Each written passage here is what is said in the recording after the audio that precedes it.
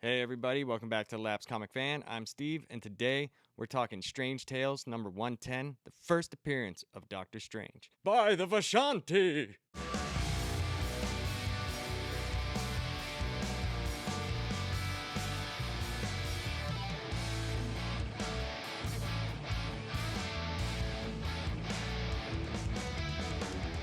First off, I'd like to welcome all the new subscribers. I really appreciate you for subscribing, and hope you like the channel. And for anybody who's not subscribed, what are you waiting for, man? Like, check me out. I'm hip. I'm now. All right, that was great. So I got a couple updates. One thing on the Batman contest, no one's gotten a hold of me. So if they don't get a hold of me by this Saturday, I will lay out new rules for the giveaway. I'm thinking you're going to have to be in the streams whenever you get the giveaway. To be eligible, you have to be in the streams. So I feel bad for the people that entered. But, I mean, I haven't heard anything from any of them. Like, usually if you didn't win a contest, you'd be like, hey, what's going on with the contest? Or, hey, what's going on with this? So if you have entered into the contest, please get a hold of me at thelapscomicfan@gmail.com. If you entered, just get a hold of me, write me an email, say, hey, I entered, and I will give you guys all the information when I do the drawing, but you will have to be in our live streams. It's usually 8:30 p.m. or 9 p.m. on Saturdays, and that's Eastern time. So, yeah, it's pretty cool, man. We're going to see Doctor Strange in the Multiverse of Madness on Thursday. That's in a day and a half, and so I figured after we did the Batman giveaway, the next biggest thing was Doctor Strange, so I did the Nexus of Nightmares review a couple days ago, and I wanted to do another one, but I figured let's do Doctor Strange's maybe not origin story, but his first story. So I thought that would be really cool, and it was in one of those compilation books that's, I have the silver book, I can't remember what it's called, but this comes from Strange Tales, and there was like a lot of like stories like the Human Torch and some other stuff in there. I'm gonna do one of the Human Torch stories because you gotta see these villains. It will crack you up when you see them. But we're just gonna go right into the review. We'll talk about this as we go along. So let's get into Strange Tales number 110, the first appearance of Doctor Strange. We are introduced to Doctor Strange, the master of black magic. Men call him Doctor Strange. Never have you known his like. It is a great pleasure and privilege for the editors of Strange Tales to present, quietly and without fanfare, the first of a new series based upon a different kind of superhero, Doctor Strange, Master of Black Magic. The comic starts off with some guy having a nightmare that he can't shake. Same dream every night. He needs help, and he has heard of a man only in whispers, though, named Doctor Strange, who dabbles in black magic. Maybe he can help. The next morning, the man makes his way to Greenwich Village, where Doctor Strange resides, and tells him that he is in trouble. He's been having the same dream every night, and he can't take it anymore. It's always the same figure, bound in chains, staring at him, never stopping. Strange says, enough. Tonight I will visit you and find the answer about your dream, by going inside the dream itself. Later on, Strange sits down to meditate, his body going into a trance. He must visit his master, from which all of his power comes from. So yeah, this guy is having this nightmare, and he doesn't know what to do, and the way things were worded back then in the 60s, or I believe this is 1963, it's just hilarious. I love the way that it's written, because it's like, his first inkling isn't to like go to like a sleep therapist or anything like that. I don't know if they had them back then, but he's like, I heard about this guy who dabbles in black magic. I heard it through whispers. You know, yeah, that's what I've heard. It's like, all right, guy. Where do you hang out that you hear about people that deal with black magic? So the next morning, the guy makes his way there, and it's great because the guy who I'm assuming will end up being Wong answers the door, and the dude just runs in. He's like, hey, I'm here to see Doctor Strange. He doesn't know me, but, and the guy's like, Doctor Strange knows everything. This is so funny to me. I don't know why. And I'm even wearing the shirt, man.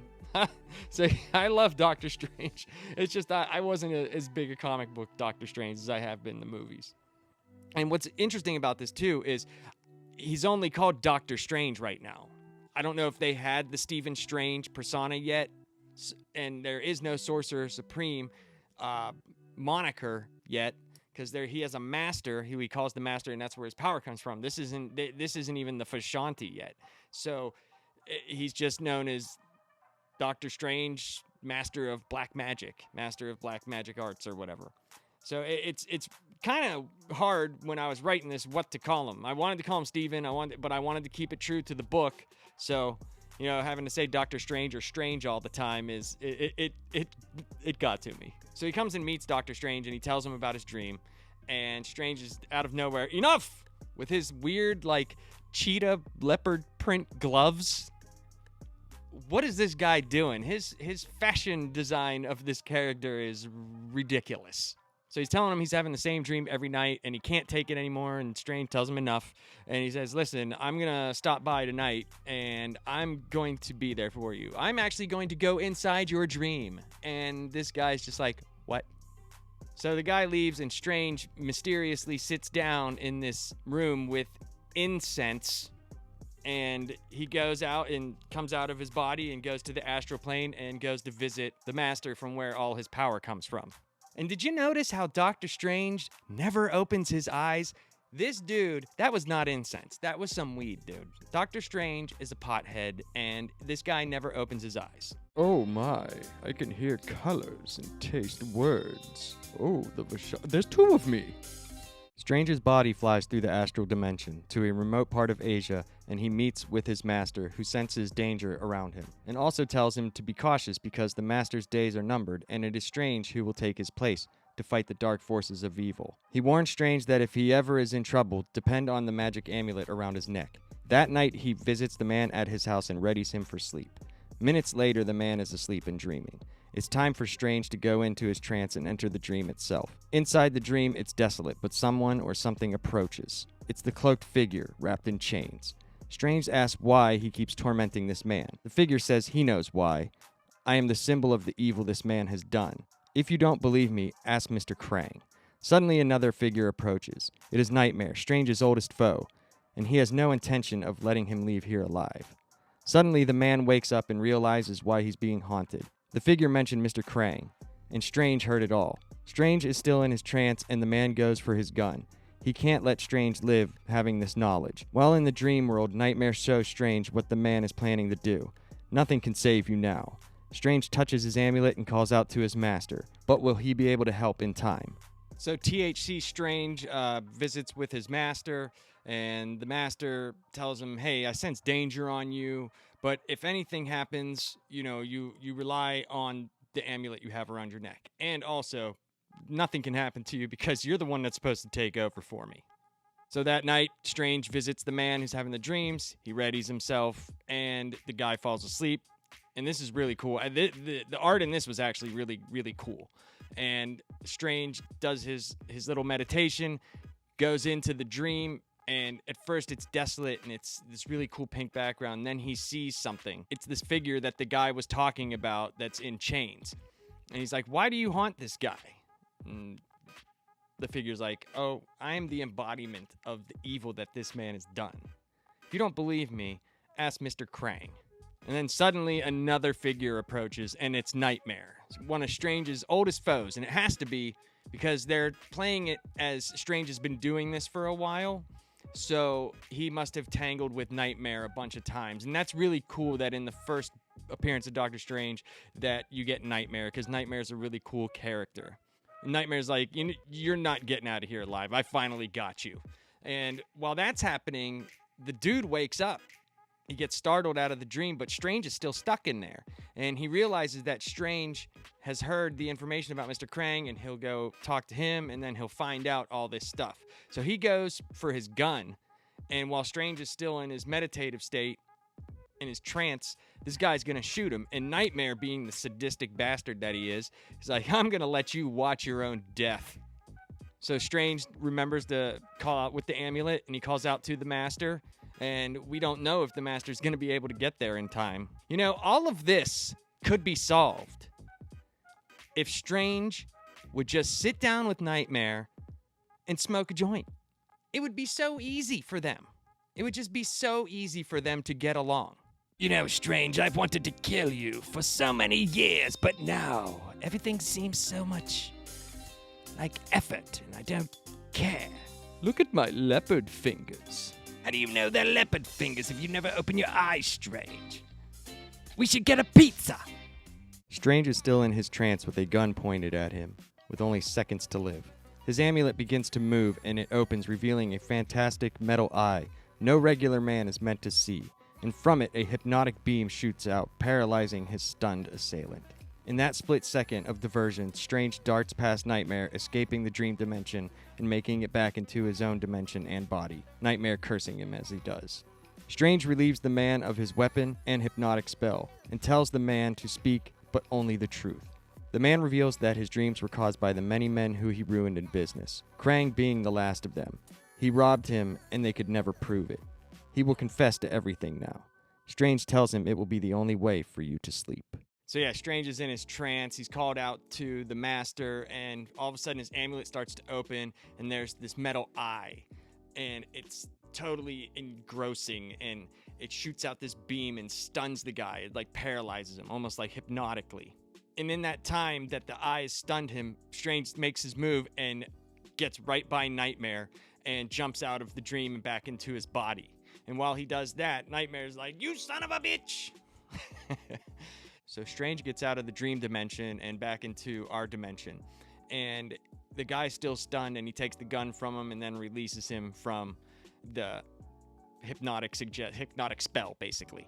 And he's like, "You know, you're going to tell me what's going on, but if you speak, you only speak the truth." And the guy tells him, this is where we learn that he's basically like a business fraud or crook. He's swindled a bunch of guys out of their businesses, out of their money, and Krang was the last guy that he did this to. And they could never prove it. And the guy says, "I'll go confess." And Strange is like, "This is the only way you will be able to sleep." So, I mean, it's a cool little story, you know what I mean? It's only like 5 pages, and it's a good start for something like this. It's very wordy. It felt like a lot more than 5 pages, but in a good way because it explained a lot. You get the full picture of what Doctor Strange is about.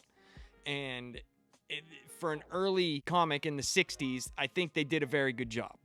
It's a lot of fun. You get a lot of fun out of it because you see how different they are from today. Plus, those characters, think about it. Those characters have been around for 60 years. That's amazing. That's incredible. And you even look at like older characters like Batman and stuff like that. It's just incredible, man. Like these have this much history behind them. And Strange did all of this with never opening his eyes. Never opening his eyes. It was amazing. Strange, I think I've had too much. The war is back on. Is that talking pizza with Jimi Hendrix? I don't care.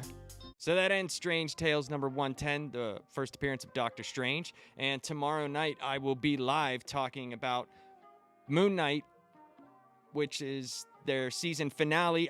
It says season finale, it didn't say series finale, so I'm guessing there's going to be another season. I don't know. But I will be talking about that and giving my last thoughts on Doctor Strange before we go see it on Thursday. So that's going to be awesome, guys. I really like doing this, and thank you all for subscribing. It makes me happy whenever I see people subscribing to the YouTube channel. And if you guys could be there on Saturdays, if you can, or even tomorrow, that would be awesome. I love doing live streams where we can have discussion. If you go and watch Moon Knight, come in the stream tomorrow. It'll be 9 p.m. Eastern Standard Time. So come on in and hang out with me, and we'll talk Moon Knight, and we'll talk theories on Doctor Strange. We'll go over again what we kind of went over yesterday. We'll talk about the Illuminati. We'll talk about characters that we want to see, what we think that the story's going to be, how this affects everything else. Will this affect Loki, the show going forward with the TVA? What's the TVA going to be about this next season? All that stuff we'll talk about. All right, guys. Have a good night. Peace.